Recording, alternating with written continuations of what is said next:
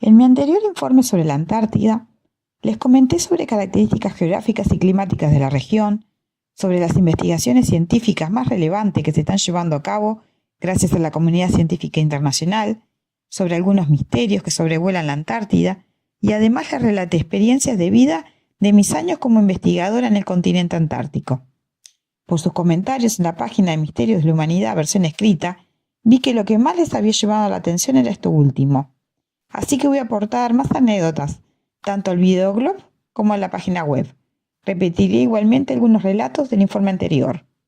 Comenzaré por el principio, para que me conozcan mejor y sepan cómo terminé siendo científica antártica. En el año 2000 me recibí de licenciada en Ciencias Biológicas en la Universidad de la República Montevideo, Uruguay.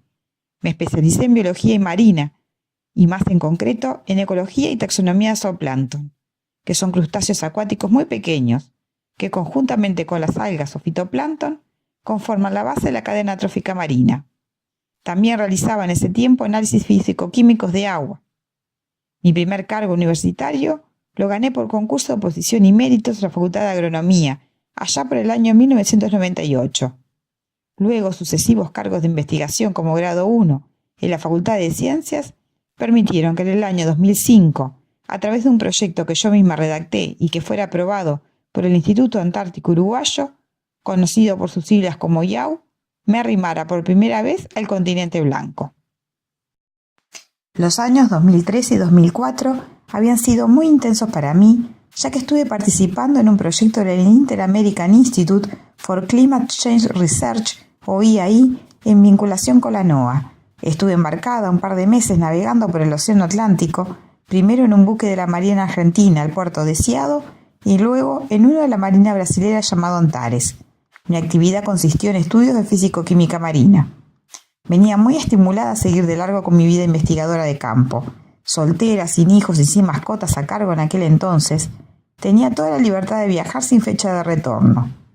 Así llegó mi primera ida a la Antártida en abril de 2005. El viaje consistió en evaluar las necesidades de insumos e infraestructura para un futuro laboratorio en la base científica Antártica Artigas. Me tocó volar en un avión militar Hércules C-130 de la Fuerza Aérea Uruguaya y permanecí en la base durante una semana. Mi padre se sentía muy orgulloso. Jamás pensó que podría su hija llegar a la Antártida. En ese momento, ni me imaginaba que él fallecería 4 meses después, en agosto de 2005, de cáncer de pulmón, una enfermedad que siquiera tenía en ese entonces diagnosticada. Nos enteramos de su enfermedad tan solo con una semana antes de su muerte. Esta sería, sin yo saberlo, la última de mis aventuras de Indiana Jones que compartiríamos juntos. En el ambiente militar suelen ponerte motes o sobrenombres. Es muy común verlo en las películas, y yo ya había juntado unos cuantos. Me decía el mapache, porque solía quemarme la cara con los lentes de sol puestos, quedándome una mancha blanca alrededor de los ojos. También me llamaban Sirenita, por la película animada de Disney, o me decían Indy, por Indiana Jones. Por aquel entonces viajaba con un morral verde militar donde no sé cómo, pero cabían todas mis pertenencias. En los barcos militares no había mucho espacio libre para almacenar cosas, y aunque esta vez me tocaba trasladarme en avión militar, igual utilicé mi viejo y querido morral por cábala. En el Hércules no habían asientos individuales cómodos y mullidos como los aviones comerciales o un servicio de catering que sirviera refrigerios.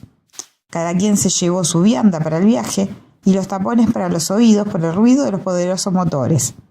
Cuando despega un Hércules, hace honor a su nombre. Parece que estás por viajar en un transbordador espacial rumbo a la Luna. Eran 5 horas y media de vuelo hasta Punta Arenas, Chile, pero justo a los 35 minutos de viaje nos quedamos sin un motor y tuvimos que regresar a la base de la Fuerza Aérea 1, para susto de la prensa, de mi jefe que estaba justo dando una conferencia y de mi padre que se enteró por la radio. Y encima le tenía pánico a los aviones. El aterrizaje, aunque de emergencia, no tuvo mayores inconvenientes. Volví a mi casa, avisé a todos de que estaba bien, almorcé mi vianda y esperé noticias. De noche me confirmaron que al otro día salíamos de nuevo, ya que el motor estaba reparado. Uno de los viajeros no quiso repetir la experiencia, así que nueva vianda y nuevo intento de llegar a la Antártida. Pasamos día y medio en Punta Arenas, esperando la famosa ventana de buen tiempo para poder hacer el cruce rumbo al casquete polar. Tuve la suerte de poder ver el estrecho de Magallanes desde la cabina de pilotaje del avión y de ver también el último trozo del continente americano, un enorme acantilado de roca que terminaba en la conjunción del océano Antártico con el océano Atlántico y el océano Pacífico. El mar se veía de un azul profundo en ese hermoso día soleado. La experiencia me resultó surrealista. Estaba viendo el último trozo de tierra del continente americano. Finalmente, habíamos abandonado Sudamérica y lo que continuaba era desconocido para mí. Me sentí como pájaro entre las nubes, libre y ansiosa. Nuestra base científica antártica se encuentra en la isla Rey Jorge, que pertenece al archipiélago de la Shetland del Sur, bien en la punta de la península antártica. Desde Punta Arenas son aproximadamente 2 horas y media de vuelo, las cuales las hicimos con bastante turbulencia. Llegamos a primera hora de la tarde a la base científica chilena Frey, donde aterrizan y despegan los aviones en la isla. Arribamos con mal tiempo. Adentro del avión viajábamos con muy buena temperatura y compartíamos espacio con la zona de carga. Íbamos con todos los materiales de trabajo y equipaje junto a nosotros. Me avisaron de que me acomodara bien todo el equipo que llevaba puesto para descender en cuanto el avión tocara tierra y se abriera la compuerta de descarga. Traía puesto un pantalón de montaña con calzas de lana, chaqueta impermeable de montaña, buzo y gorro de lana, camiseta abrigada, guantes, bufanda, lentes, botas para la nieve. Pensé que con toda esa ropa sería imposible que pasara frío. Apenas me podía mover, con tanto abrigo puesto. Y de golpe se abrió la compuerta para descender. Lo primero que sentí fue una ráfaga de viento helado en mi cara, como nunca en mi vida había vivido, ni aún en la cordillera de los Andes. Ese día había ventisca de nieve y la sensación térmica rondaba los 25 grados bajo cero. Nos dijeron rápido, bajen y entren corriendo a la base. Al salir del avión, no veía nada más que blanco a mi alrededor, en el piso, en el aire. Era como si harina helara volara por todas partes. El dolor que sentía en la cara me impedía abrir bien los ojos para ver claramente a través de los lentes empañados. Se me empezaron a congelar las mejillas y yo seguía sin distinguir la entrada a la base mientras todos corrían. Un compañero ya avesado del trabajo antártico me tomó de la campera y me empujó hasta la entrada. Recién cuando la tenía encima pude verla.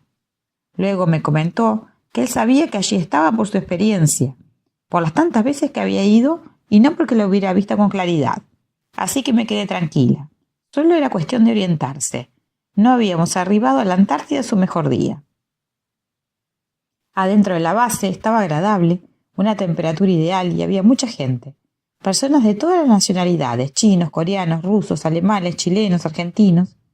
El tiempo desmejoraba rápidamente y nuestro avión, en cuanto desembarcó todos los materiales, emprendió vuelo nuevamente hacia Chile.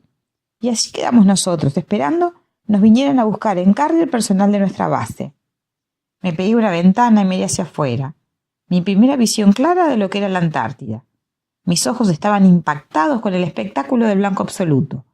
Una investigadora coreana sentada en el piso junto a mis pies trabajaba muy concentrada en su notebook. Me trajeron un café y un militar chileno de la base me dio la bienvenida. ¿Primera vez? Sí. ¿A qué te dedicas? Soy bióloga marina, le contesté, y pienso hacer investigaciones en Bahía Collins. Acá te pueden pasar 2 cosas, me dijo. Aprenderás a amar a la Antártida, o no querrás volver jamás a vivir esta experiencia. Volví a acercarme a la enorme ventana luego de que terminó nuestra charla. Era el lugar un hervidero de gente, conversando en toda clase de idiomas. A pesar de lo desolador de la vista que tenía frente a mí, donde nieve y rocas era lo único que se apreciaba, yo ya estaba enamorada del continente blanco. No daba crédito de estar ahí. Me sentí muy afortunada y agradecida por mi profesión, del apoyo que siempre tuve de mi familia para poder concretar mis sueños más locos y de mis jefes. Hace 2 meses que justamente falleció el ex jefe de la sección de Oceanología de Facultad de Ciencias, el doctor Carlos Martínez, a quien le debo mucho. Gracias a él, a que él confió en mi capacidad de trabajo, fue que pude vivir experiencias increíbles. En la Antártida encontramos 65 bases científicas de 30 países bajo régimen del Tratado Antártico. No todos los países del mundo tienen base en la Antártida. solo quienes forman parte de este tratado. Algunos países tienen más de una base.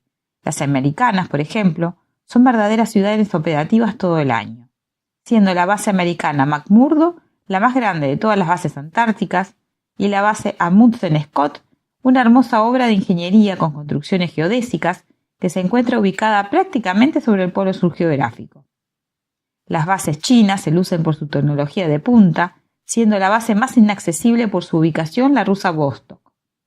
Algunas bases operan año completo y otras solo son estaciones de investigación en verano.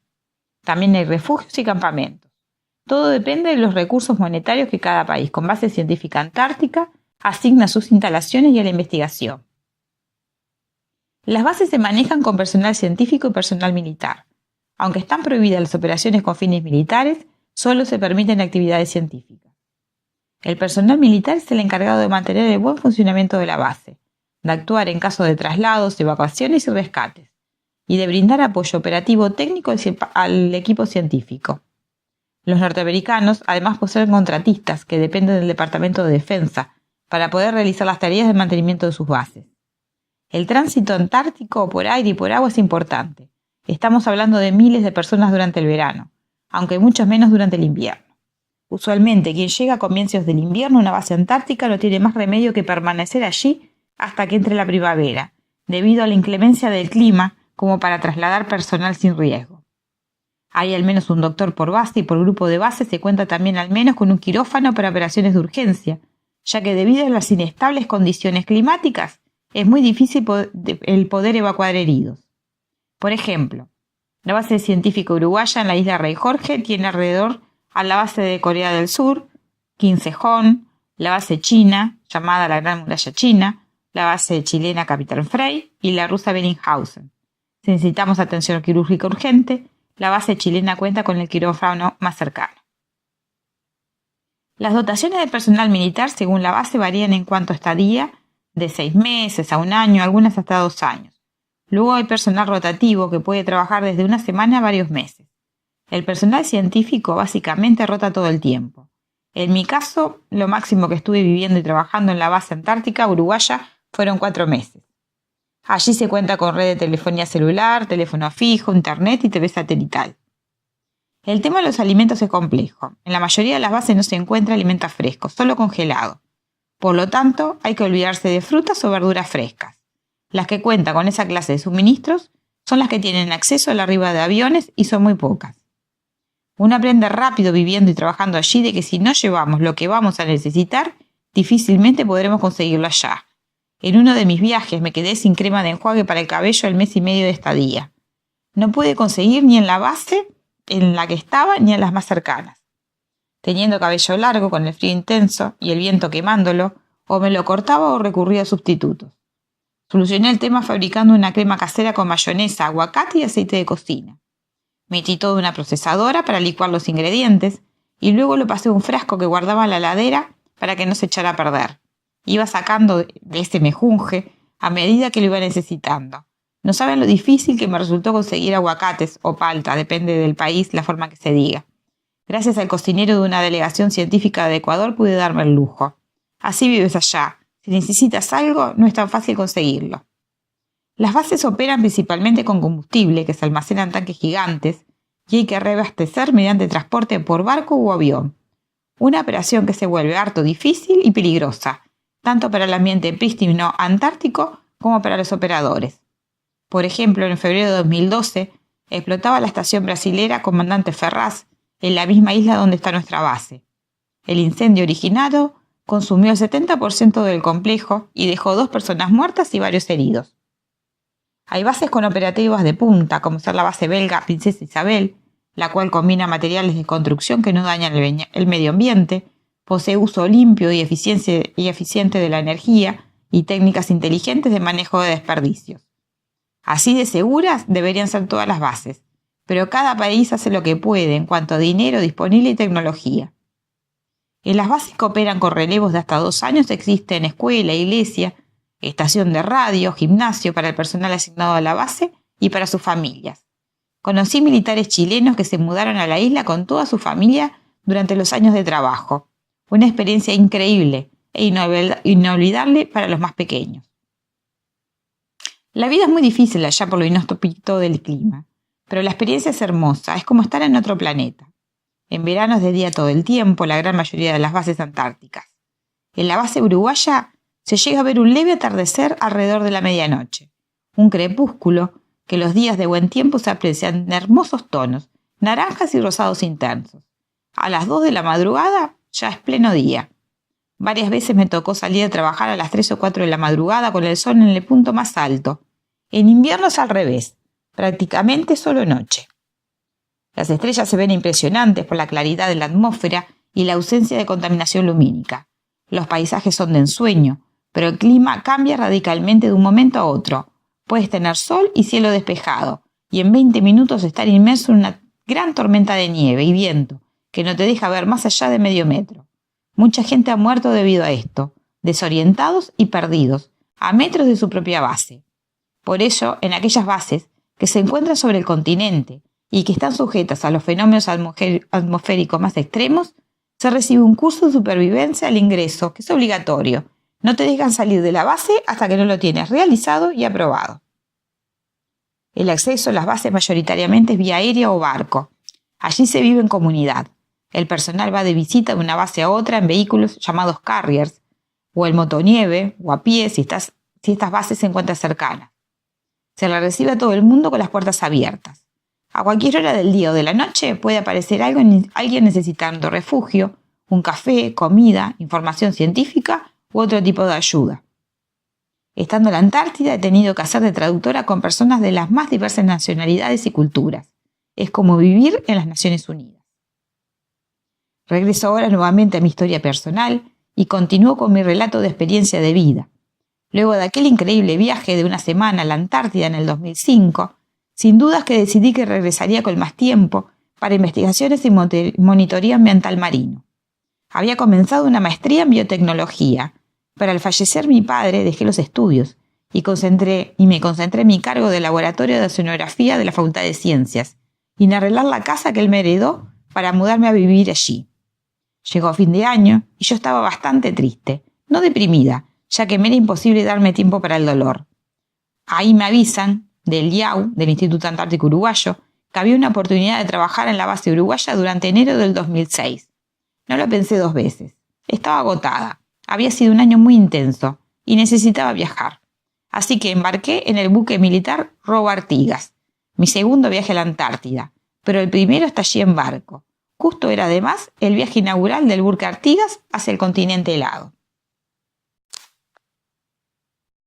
¿Recuerdan que les comenté anteriormente del motor que dejó de funcionar en el avión Hércules el día de nuestra partida, allá por abril de 2005, lo que nos ocasionó tener que regresar de urgencia a la base aérea 1? Pues bien, para que vean que las complicaciones a las que nos exponemos los investigadores de campo son tradicionales, es algo normal, les comento que la salida en el buque Artigas resultó en otro contratiempo inesperado. Les relato la historia. Normalmente, como parte de las actividades de seguridad aeronaval, cuando se sale de puerto se realizan los llamados simulacros de abandono de buque o zafarranchos. Cada barco tiene botes salvavidas asignados o botes de emergencia y se te asigna uno. Además se te brinda un chaleco salvavidas. El primer día de navegación y de forma inesperada suena la alarma que anuncia el abandono del barco.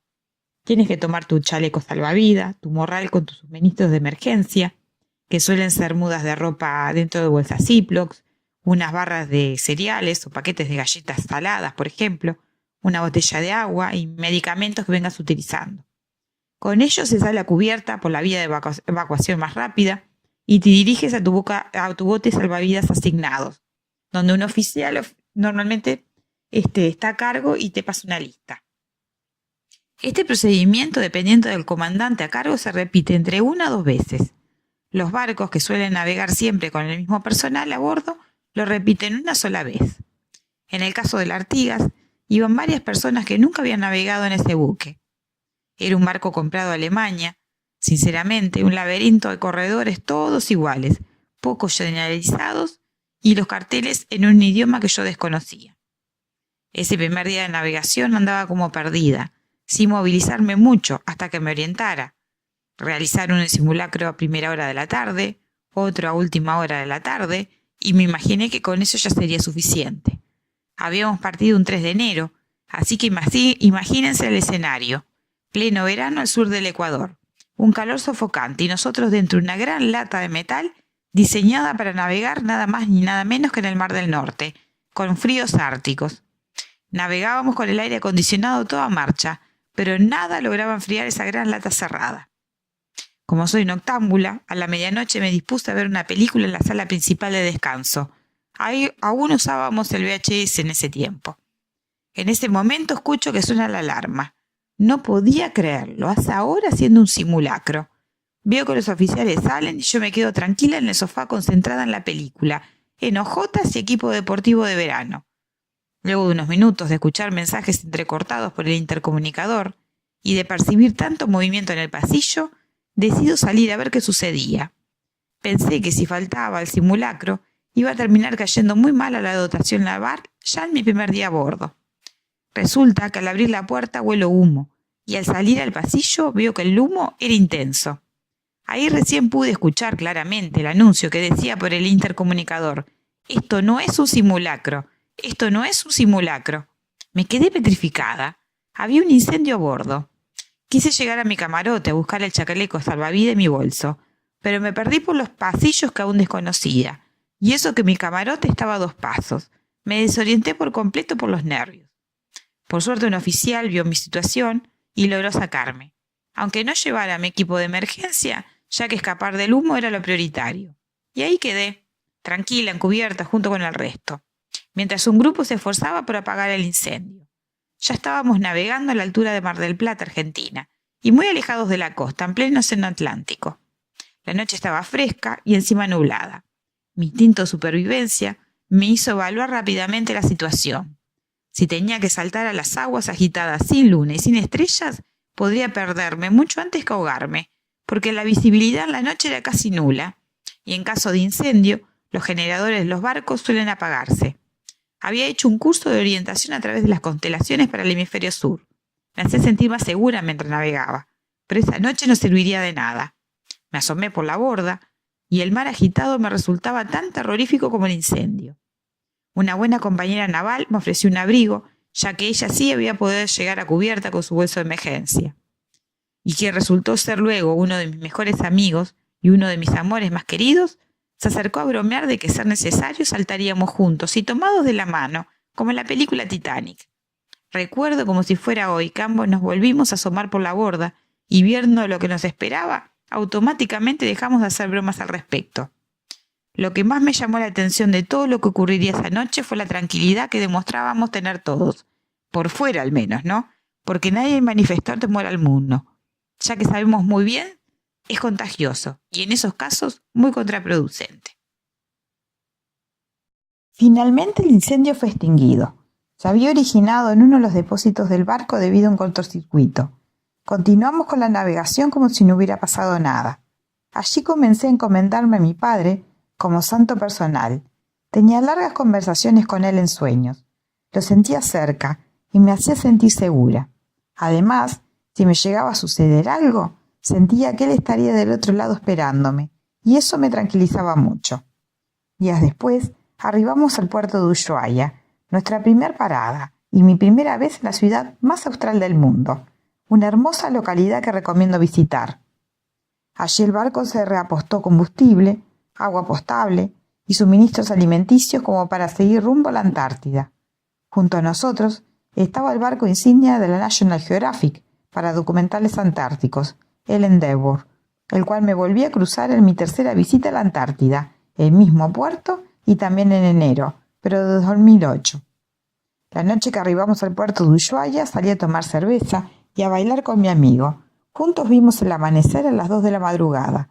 El pico montañoso que teníamos enfrente fue adquiriendo unos tonos amarillos y naranjas increíbles, hasta que el sol lo iluminó a pleno. Me sentí bendecida por la experiencia, pero también muy angustiada. Desde que había fallecido mi padre, no había podido llorar ni una sola vez. Y allí, en ese momento, viendo esa escena natural tan impresionante, estallé en llanto. Luego de la increíble experiencia en Ushuaia, continuamos rumbo hacia la Antártida. Salimos del Océano Atlántico y nos adentramos en el Océano Antártico. Resulta fascinante ver cómo cambia el color de las aguas. A veces de un azul turquesa intenso, otras veces color verde esmeralda. Y cuando hay mucho oleaje en alta mar y el océano se oxigena en su superficie, se ven burbujas de aire. Durante la navegación no tenía actividad de trabajo alguna, así que aprovechaba para sociabilizar, ver cine, jugar juego de cartas con el personal a bordo, leer mucho y escribir en mi bitácora. Siempre llevaba un diario de viaje donde íbamos plasmando todo lo que vivía, para luego no olvidarme de los detalles, que con el paso de los años se van perdiendo. Durante esta navegación intentamos llegar al continente, ya que la base uruguaya se encuentra en una isla de la península antártica, la isla Rey Jorge, como les dije anteriormente.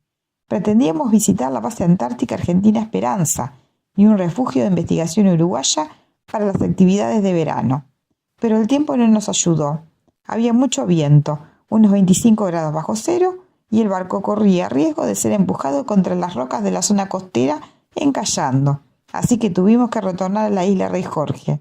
Las 2 veces que pretendí llegar a esa base en el continente antártico fueron un fracaso. En el 2008 volví a embarcarme en otra de esas locas expediciones en las que solía participar. Esta vez el tramo de tiempo fue mucho más largo. Estuve en la Antártida desde enero de 2008 a abril del 2008. Ya para ese entonces se había convertido en mi segundo hogar la Antártida. Volví a navegar, pero esta vez en el Row Vanguardia de la Marina Uruguaya. No hubo incendio a bordo del buque, pero sí se nos apagaron los motores en medio del cruce del pasaje de Drake, uno de los más peligrosos del mundo, junto con el navegar en Mar del Norte. Y encima lo atravesamos con tormenta. Fue como si una riada de agua te llevara de golpe el auto contigo adentro, pero por suerte también zafamos de esa. En la ciudad de Ushuaia les venden a los navegantes unas postales que citan: I have survived the Drake Passage. He sobrevivido al pasaje de Drake. La cábala cita que cada vez que pasas por allí y sobrevives, debes comprar una postal. Yo lo atravesé 4 veces en barco y 2 veces en avión. Y solo compré una postal. Por allí anda, entre mis álbumes de fotos. Tengo planeado regresar a Ushuaia, pero en calidad de turista, y ya no más por temas de trabajo. Y allí compraré seguramente las 5 que me faltan. Regresando a las anécdotas en tierras antárticas, una vez pretendí irme caminando desde la base uruguaya a la chilena, unos 7,5 kilómetros aproximadamente, a través de laderas montañosas a levantar un paquete que me había preparado un cocinero. Había arribado a la base chilena un avión con suministros y amablemente me habían apartado un par de manzanas, una palta, aguacate, unos tomates y unas naranjas. Le había comentado anteriormente al cocinero chileno que mi dieta era básicamente vegetariana y que la comida congelada y con mucha carne me estaba haciendo mal. Amagaba ya con un principio de gastritis. Fruta y verdura fresca es oro puro en esa parte del planeta, así que desesperada no lo pensé ni 2 veces, tenía que ir. Pero sabía que no iba a obtener autorización de usar un vehículo de la base debido al gasto de combustible, solo para ir a buscar para mí unas pobres frutas, así que me abrigué bien, agarré un radio para estar comunicada en caso de urgencias y emprendí la marcha. A medio camino me cruzo con una camioneta de la base rusa con 2 investigadores a bordo. No hablaban inglés, pero enseguida entendieron hacia dónde me dirigía y se ofrecieron a llevarme. Hasta me convidaron con vodka en el camino. Si un ruso te ofrece un trago de vodka amablemente, así sean las 9 de la mañana, rechazarlo una de cortesía. Así que no te queda otra que empinarte el trago y dar las gracias. La base rusa queda antes de llegar a la chilena, pero igualmente ellos me arrimaron hasta mi destino. Ese es el espíritu de cooperación antártica. Todo para uno y uno para todos. Dado que en verano es de día a tiempo completo, las jornadas se vuelven muy largas y uno se vuelve más activo. Luego de terminar mi trabajo obligatorio, solía ayudar en la cocina de la base, atendía a turistas y buscaba alguna distracción, algo como para hacer. Libros, películas, charlas, juegos de mesa, pero una de las diversiones más extrañas que desarrollé viviendo allá se las cuento a continuación. El único aeropuerto en la isla, sí se le puede llamar aeropuerto, a un trozo de montaña plana y despejada que moría sobre una bahía, se encuentra en la base chilena aledaña a la nuestra. Un par de veces a la semana aparecían aviones, los cuales pretendían aterrizar en ese estrecho margen de pista sin terminar dentro de la bahía. Intentaban el acercamiento hasta 3 veces, y si no lo lograban, deberían emprender el retorno al continente americano e intentarlo otro día, ya que el gasto de combustible no permitía arriesgarse una 4ª vez. El combustible en el avión debía dar para llegar hasta la isla y regresar al continente. Sobrevolaban aviones de muchas naciones por allí, con pilotos con mayor o menor destreza. Uno de mis entretenimientos era apostar con mis compañeros cuál lograba tener éxito y cuál debería regresar en otro momento, o sea, otro día. Me subía a una ladera montañosa cercana a la base uruguaya. Cuando me avisaban llegaban los aviones a la isla y comenzaba el entretenimiento. Por las dudas siempre estaba con mi cámara de foto y filmadora a mano, por si ocurría algo. Resulta un poco morboso, así como lo cuento ahora, pero hay que entender el contexto. Allá uno se vuelve un ser bastante extraño. Es increíble cómo afecta la ausencia de noche o de luz al reloj biológico y a la conducta humana. Literalmente vi personas enloquecer. Quienes ya tenían algún tipo de problema emocional o psiquiátrico latente aún más. A pesar de que todos quienes realizábamos trabajo antártico tuvimos que pasar por una evaluación y un psicotest. Si el psicólogo asignado del instituto no te daba el ok, no podías viajar. Ese trabajo no es para cualquiera. El nivel de estrés para el organismo es alto. En mi caso, los 2 meses de luz solar continua no fueron un mayor problema. Me adapté bastante rápido. Me generé una rutina que me servía de mucho. A la medianoche solíamos tener un hermoso atardecer los días de buen tiempo. Así que aprovechaba y salía a caminar por la costa de la bahía Collins, que baña con sus aguas el entorno de nuestra base. Me servía como un ejercicio diario, como despeje de la mente y a su vez me hacía la idea de que iba a oscurecer. Luego de la caminata me encerraba en mi habitación, ya lista para dormir. Tenía una gran ventana con una hermosa vista a la bahía, con cortinas gruesas para evitar la entrada de luz, de esas que se llaman blackout, pero filtraba igual por los costados, así que yo tapiaba la ventana con bolsas de residuos negras. Las pegaba con cinta adhesiva, cada vez que me iba a dormir y al levantarme las quitaba. Con eso lograba simular bastante bien el tema de la falta de noche. Lo que más me afectó al retorno a Montevideo, la vez que estuve 4 meses viviendo en la Antártida, fue readaptarme a la temperatura, al movimiento de la ciudad, al ruido y la gente. Eso me afectó mucho más que el tema de la noche y del día. Mi termostato en esos años había cambiado, me volví menos tolerante al calor. Recuerdo regresar en abril de 2008 a casa y sentirme acalorada, mientras aquí todos ya comenzaban a usar los primeros abrigos. Esa situación se mantiene hasta el día de hoy. Ya no soy una persona que le guste tanto el verano. Definitivamente soy un bicho de frío. Me causa gracia cuando compatriotas aquí en Uruguay utilizan la frase «hace un frío polar». No tienen idea de lo que es un frío polar. Aún la temperatura aquí más baja es un juego de niños para quienes realmente experimentamos temperaturas extremas. Igualmente cabe aclarar que allá en la Antártida el frío se combate bastante fácil, utilizando la ropa adecuada, alimentándose de forma calórica y de forma correcta, debido a que la baja humedad hace que el frío cale menos los huesos. Ese es el problema que tenemos en Uruguay. La alta humedad, cuando refresca, así no llega a los 0 grados con facilidad, igualmente el frío molesta y mucho. Un tema que caló hondo en mi ser durante el viaje del 2008 fue el del aislamiento. Al poder vivir allá un par de meses pude sentir realmente el verdadero espíritu antártico. Por más gente que tengas alrededor conviviendo en la base, el entorno es realmente hostil. A tu alrededor solo vas a tener hielo, rocas, animales salvajes, frío y condiciones climáticas extremas. Te sientes viviendo en el fin del mundo.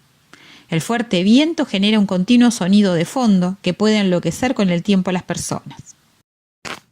Además de salir a caminar diariamente a medianoche, para luego descansar mejor, lo hacía también una vez a la semana durante el día.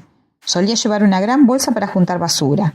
Siempre la llenaba con residuos inorgánicos desperdigados por la costa, en un territorio que debería ser prístino, pero al que le llega inhumanamente todos nuestros residuos, no biodegradables transportados por las corrientes oceánicas desde los demás continentes y todo lo que ilegalmente descargan los barcos, principalmente los pesqueros y los balleneros, que muchas veces operan clandestinamente en aguas antárticas. Recogí envases y tapitas plásticas de todo tipo, tetrapacks de jugos, bolsas de leche, trozos de redes de pesca que se enredan en animales o estas las ingieren y mueren, trozos de vidrios, partes de barcos hundidos. Uno encuentra ya cualquier cosa. Juntaba toda esa basura y la llevaba a la base, donde sufría un acondicionamiento de reducción para hacer de vuelta vía barco el continente americano, para su eliminación y reciclaje. Me sentaba muchas veces en una roca cercana al glaciar Collins a realizar meditaciones con música New Age. En esa época usaba los Discman todavía. Solía estar acompañada por focas de Weddell y por pingüinos barbijo, que en la región de nuestra base eran los más comunes de ver, conjuntamente con los pingüinos papúa. Les voy a juntar videos y fotos. Son muy sociales y curiosas. Mientras tanto, las escúas antárticas, aves de gran porte, sobrevolaban por sobre mi cabeza.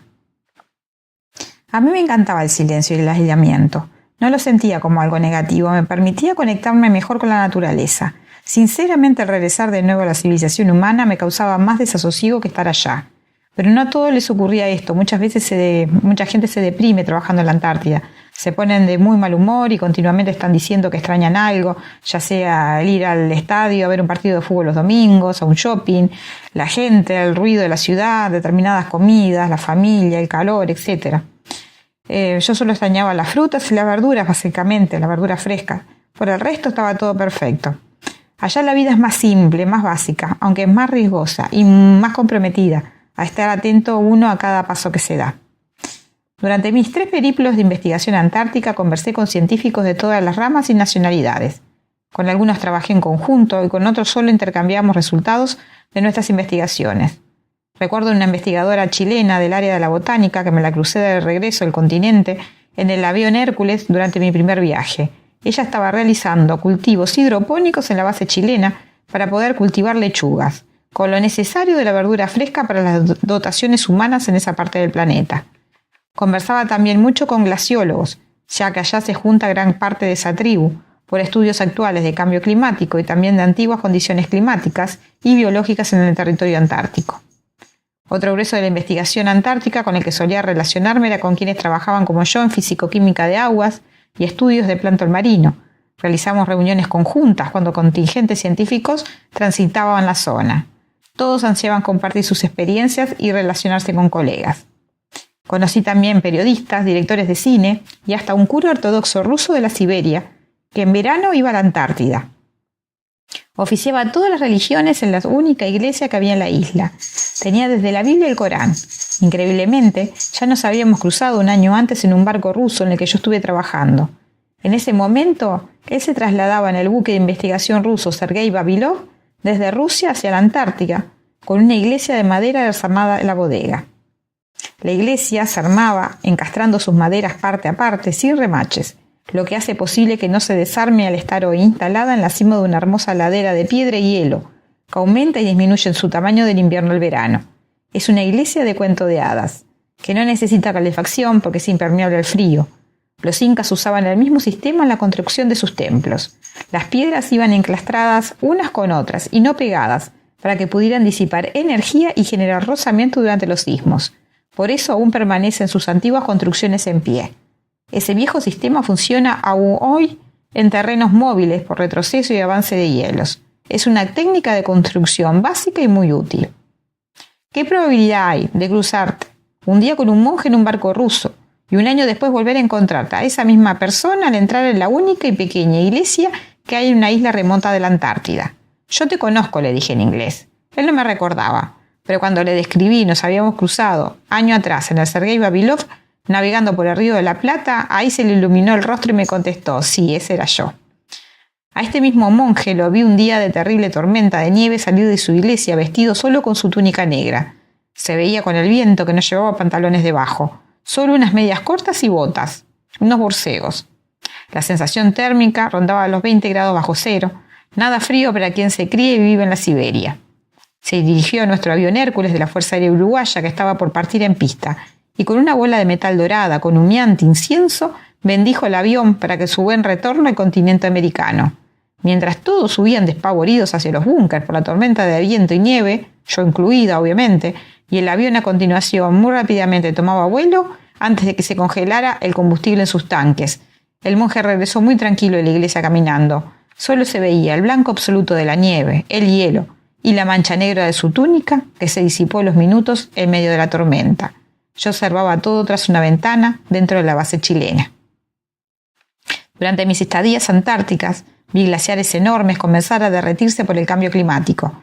Cada vez que caía un fragmento grande de glaciar a las aguas sonaba como si fuera un trueno. Cuando trabajaba en Zodiac o bote neumático y escuchaba el estruendo, enseguida me ponía de pie, haciendo uso de mi estabilidad en espacios reducidos, y observaba en todas direcciones, ya que estos derrumbes solían generar un mini tsunami que podía resultar peligroso si estabas trabajando en la bahía. Vi gigantes témpanos de hielo a la deriva en el mar durante el verano, con enormes grupos de pingüinos de distintas especies sobre ellos. También vi migraciones de ballenas de todo tipo. Es espeluznante ver cazar a las orcas. A veces, si un pingüino se veía perseguido por una de ellas y veía nuestros botes de goma, a pesar del miedo a lo desconocido, preferían caer sobre los botes a ser devorados por una orca. Así permanecían a bordo hasta que se daban cuenta de que el animal se había retirado y luego regresaban a las aguas. Son animales muy inteligentes los pingüinos, al igual que las orcas. Restos de las ballenas son mayoritariamente filtradoras de plancton. Una costumbre de comandantes de barcos es mandar a parte de la tripulación en bote neumático levantar trozos de glaciares que flotan a la deriva, subir estos a cubierta, fragmentarlos y usarlos como hielo para bebidas en algunas fiestas nocturnas los sábados de noche, entre pizzas y hot dogs. Imagínense un cubo de hielo, varios kilos de peso, derritiéndose arriba de una cubierta de un barco. Suelen verse transparentes o hasta en tonos azulados por reflejo de la luz. Todos creyendo que se trata de hielo descontaminado, que surge del corazón impoluto del glacial que acaba de partirse. Pero no es así, porque sobre el glacial se posan animales de todo tipo que defecan y orinan. Esto va infiltrando hacia las capas más profundas del hielo. También absorbe el hielo todo lo que llega de contaminación atmosférica desde los continentes superpoblados por los humanos. El hielo lo absorbe todo, pero se ven hermosos, muy limpios y tentadores. Mis amistades navales sabían de esto. Yo les había explicado y les recomendaba que si iban a hacer este ritual antártico ineludible, que utilizaran bebidas alcohólicas para el hielo, ya que éstas matan todas las bacterias. Yo lo hice. Me tomé un vaso de Johnny Walker de etiqueta negra a la salud de mi padre, con hielo antártico, mientras degustaba unas ricas papa chips en una de estas reuniones. Recomendaba a la dotación no lo intentaran con refrescos colas o podrían resultar enfermos. Una bebida alcohólica que descubrí en uno de estos viajes antárticos fue la caña bambú coreana, muy parecida al vodka pero para mí un poco más suave. Debo reconocer que un par de veces, que con mal tiempo debía salir a trabajar al exterior, me preparaba un licuado usando ananá o durazno de esos que vienen en lata y le agregaba un chorro de esta caña alcohólica. Lo metía en una licuadora y me hacía un licuado. Eso me daba fuerzas. Por más que se recomienda no tomar alcohol en climas fríos, debido a que luego del subidón de calor inicial sobreviene un enfriamiento corporal. Pero a mí me funcionaba. La dosis era baja, eso sí, de caña de bambú, y luego que retomaba a la base me tomaba varios tés bien calientes con limón. Solo recurría a ese brebaje cuando el viento estaba insoportable y ya amagaba la nevada o la lluvia. 2 veces sufrí principio de hipotermia. Una de esas veces, un cocinero de la base me hizo un preparado de shock calórico, una bomba molotov. Mezcló leche entera con yema de huevo, varias cucharadas de azúcar, varias cucharadas de miel, maní pelado sin sal, chocolate en barra y un chorrito de ron. Lo licuó todo, lo calentó y me lo dio a beber. El ataque al hígado que me agarré me duró 24 horas, pero el principio de hipotermia, se los aseguro, lo superé al instante. No había sufrido el frío extremo yo sola. Éramos un grupo de varias personas el que habíamos tenido que regresar a pie a la base debido a que el carrier que estábamos utilizando se quedó varado un par de kilómetros de la base y la noche, con una enorme caída en la temperatura, nos acechaba. Ya era abril y las temperaturas antárticas eran muy bajas.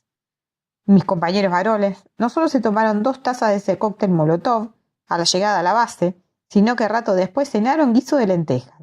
Yo tuve que cenar sopa y un té porque me sentía demasiado llena. En ese entonces pesaba tan solo 50 kilos. Siempre me maravillaba de ver a los rusos salir corriendo de su sauna en zunga para tirarse a las aguas heladas de la bahía, o me impresionaba ver a las rusas corriendo por la costa en pantaloncitos cortos con menos de 0 grados de temperatura. Así que un día quise hacerme la valiente y meterme en las heladas aguas de la bahía Collins a ver qué se sentía. Remangué mis pantalones para la nieve por encima de mis rodillas y descalza comencé a entrar al agua. A los 5 minutos salí congelada y arrastrándome como si Neptuno estuviera apuñalándome las piernas con su tridente. Para completar la situación, me terminé agarrando una infección urinaria por el frío. Nunca más lo volví a intentar. Me encantaba salir a buscar cuevas donde trepar y meterme. Escalaba a mano, no eran demasiado altas igual, aunque peligrosas, ya que las piedras se desprendían con facilidad. Como era liviana de peso en aquella altura y estaba físicamente muy entrenada, solía disfrutarlo mucho, mientras mis compañeros me sacaban fotos desde abajo y me indicaban hacia dónde convenía que me dirigiera. Otro deporte que practicaba allá era el culipatín. Tomaba un trozo de cartón y me deslizaba con él por las laderas nevadas, pero para ello debía subir siempre a la cima. Luego de un par de veces quedaba agotada. El traje de nieve pesaba mucho y encima el viento, que nunca paraba. También fui un par de veces al gimnasio de la base chilena, practicábamos voleibol con la dotación y yo aparte un poco de kickboxing. Allá no te aburres nunca. Tuve el privilegio en el 2008 de celebrar 2 veces el comienzo de año. El 31 de diciembre habitual, unos días antes de partir el continente helado, y luego un 7 de febrero con el Año Nuevo Chino en la base china La Gran Muralla China. Estaba súper contenta porque nos habían invitado a almorzar. Pude caminar en territorio chino, una gran base y con muy buena tecnología. La tenían toda decorada con farolitos chinos rojos. Recuerdo a mis compañeros comiendo un pollo frito rebozado en semillas de ají picante. Pasaron varios días enfermos con acidez estomacal. Yo no lo probé. Me tenté sí con las distintas variantes de arroz y verduras. El médico de la base resultó ser muy simpático y me obsequió uno de los farolitos chinos porque yo estaba como un niño chico deseando uno. Lo coloqué enseguida en mi habitación, que era toda de paredes y techo blanco. Me acostaba sobre la cama y me quedaba mirando el farolito rojo fascinada, que siempre se movía, ya que la infraestructura de los alojamientos se mecía levemente a compás del viento. A veces hasta crujía. Yo estaba en un primer piso, así que a veces solía despertarme y me quedaba esperando a ver si solo era el efecto del fuerte viento o ocurriría el desastre y la habitación terminaría desarmada al medio del temporal. La verdad que me acuerdo ahora y me río sola, porque dormir en un lugar que se mueve, que se mece con el viento, era para mí algo realmente muy, muy divertido. Al constatar que no sucedía nada relevante, más que el movimiento y el ruido, me volví a dormir. Uno se acostumbra a todo. Como les comenté, el viento allá es una de las cosas más persistentes, más molestas y una de las cosas que el ser humano tiene que adaptarse más. Ese ulular continuo, ese sonido persistente, los días de mal tiempo muy muy fuerte, la mayoría de las veces uno no puede ni siquiera salir al exterior y si nieva es peor todavía porque te pega esa nieve congelada en la cara y la verdad que lastima mucho y no te deja ni siquiera abrir los ojos si no tenés unos lentes adecuados. Y bueno, el ruido y el movimiento continuo donde estábamos viviendo, que uno miraba hacia el techo y veía mecerse todo el tiempo la lamparita en el techo. Llegó un momento que la verdad la gente tiende a agotarla. Yo cuando veía que crujía mucho la habitación, me levantaba, miraba para los costados, veía que nadie se movía en las otras habitaciones y que era porque había una gran tormenta y decía, bueno, si eso se tiene que desarmar, se va a desarmar conmigo adentro, conmigo afuera. Así que me daba media vuelta y seguía durmiendo. En mis años operando en la Antártida como científica me he enterado de muchos accidentes y decesos. Casos de roturas de huesos, infartos, derrames cerebrales, por subidas de presión y por golpes en la cabeza. Es muy normal resbalar sobre el hielo, caer y pegarse la cabeza. Muchos han muerto así de golpe por un golpe, valga la redundancia. Una colega bióloga marina británica murió atacada por un elefante marino, se desangró antes de poder ser evacuada. Un grupo de glaciólogos alemanes se estrellaron en helicóptero contra un glaciar por una ráfaga fuerte e imprevista de viento. A veces se forman grietas en los glaciares que uno no ve y que de golpe el hielo te traga fácil 30 o 40 metros sin posibilidad de rescate. No existen rutas en la Antártida, sino caminos provisorios y vías semitransitables de laderas montañosas para vehículos especiales para la nieve que fácilmente derrapan y causan accidentes graves y mortales. Se hunden barcos en las tormentas y aún siguen hundiéndose por chocar contra témpanos de hielo que cual abrelatas te dejan como el Titanic. La gente se desorienta y se pierde fácilmente durante las tormentas de nieve, muriendo por congelación a pasos de sus bases. Han explotado algunas estaciones científicas por errores en el manejo de combustible, ocasionando muertos, como ya les he contado anteriormente, han caído aviones, etc. Gracias a Dios yo solo he tenido que lamentar leves episodios de hipotermia y principio de congelamiento en los pies. Me quemé la cara un par de veces por disminución en la capa de ozono, Me quemé el cabello por frío y viento, adelgacé bastante por estrés, me caí varias veces por resbalarme en el hielo, por andar escalando laderas, dando terribles golpes pero sin romperme un hueso. En definitiva, vivir allí no es nada fácil, pero sí una experiencia inolvidable. Navegando por aguas antárticas, viví 2 tormentas con enormes olas, de esas donde se te viene encima una pared de agua que parece que va a aplastar al barco entero. Es espeluznante de ver. Así estés en el puente 3 niveles por encima de la cubierta base. El barco remonta a la ola y luego cae, o la ola rompe contra la proa del barco de forma impresionante, y el agua choca contra las ventanas del puente de mando con fuerza. El movimiento es hacia adelante y hacia los costados, se le llama cabeceo y rolido, y puede mantenerse horas, días, inclusive hasta una semana. Es como estar sobre un toro mecánico. Un par de veces sí se dirigía con binoculares a la búsqueda de témpanos de hielo, llamados iceberg también, durante la navegación. Hoy en día se sigue utilizando el método del radar junto al de la observación humana, cuando el mar se vuelve un campo minado de trozos de hielo.